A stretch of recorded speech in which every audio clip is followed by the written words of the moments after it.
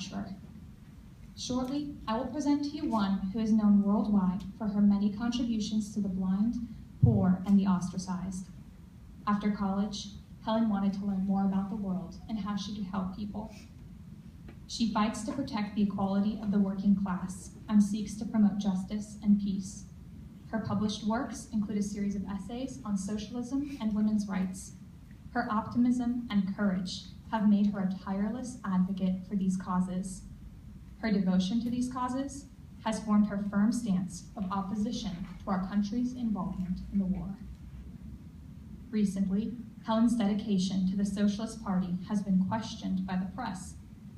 The Brooklyn Eagle has written, "Her mistakes have sprung out of the manifest limitations of her development."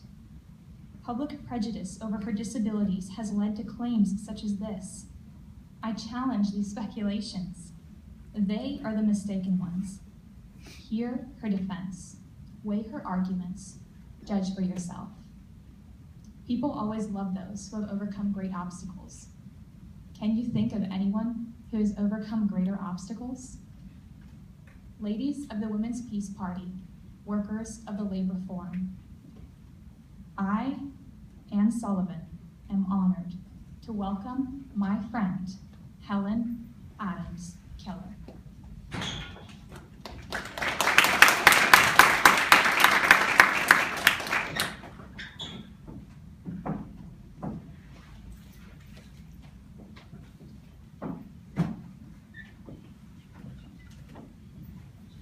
To begin with, I have a word to say to my dear friends, the editors, and others who are moved to pity me. Some people are grieved because they imagine that I'm in the hands of unscrupulous people who lead me astray and persuade me to espouse their unpopular causes, and make me their mouthpiece for their propaganda. Now, let it be understood once and for all that I do not want their pity. I would not change places with one of them. I know what I'm talking about.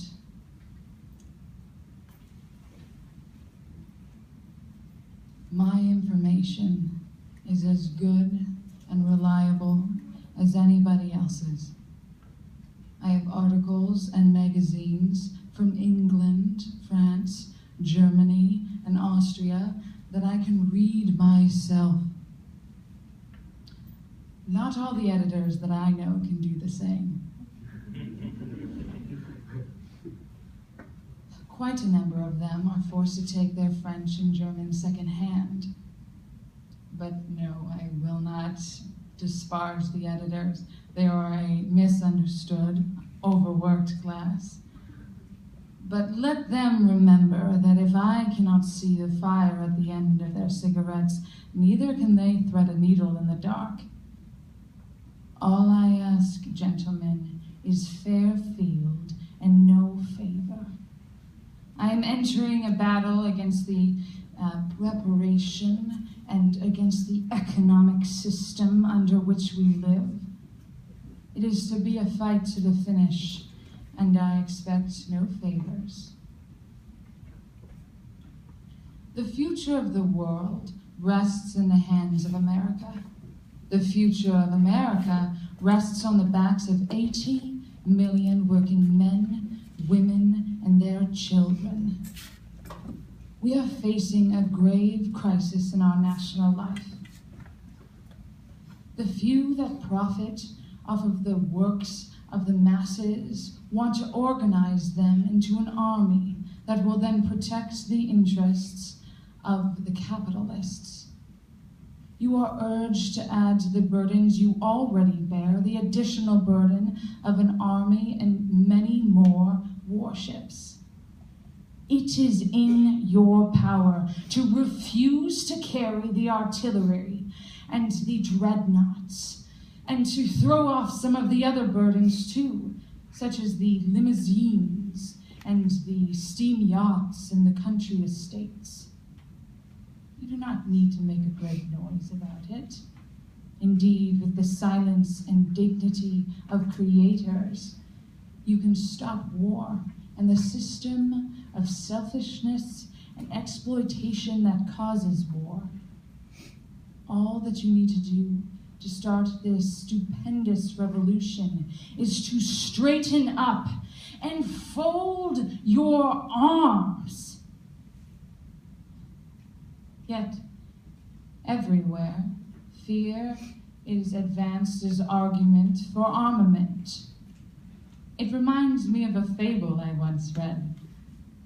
A certain man found a horseshoe, and having found a horseshoe, his neighbor immediately began to weep and wail, because as he justly pointed out, having found a shoe, the man might someday find a horse, and having a shoe, he would shoe it. And someday the neighbor's child might get so close to the horse's hooves as to be kicked and die. The two families would undoubtedly quarrel and fight, and several valuable lives would be lost because of the finding of a horseshoe. You all know that in this last war that we fought, we quite accidentally came across some islands in the Pacific. Now, these islands might someday be cause for quarrel between ourselves and Japan. I'd rather drop these islands right now and forget them than someday go to war to keep them. Wouldn't you? Yet the machineries of the system have been set into motion, and above the complaint and din of the protests of the workers is heard the voice of authority. Friends, it says, fellow workmen, patriots, your country is in danger. There are foes all around us. There is nothing between us and the enemy, except for the Atlantic Ocean and the Pacific Ocean.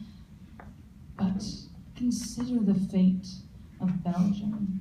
Consider what happened to Serbia. How can we murmur about wages when our country, our very liberties, are in jeopardy? But we will not be free until the men that frame and shape the laws have the interests of the people and no other interests. A ballot does not make a free man out of a wage slave.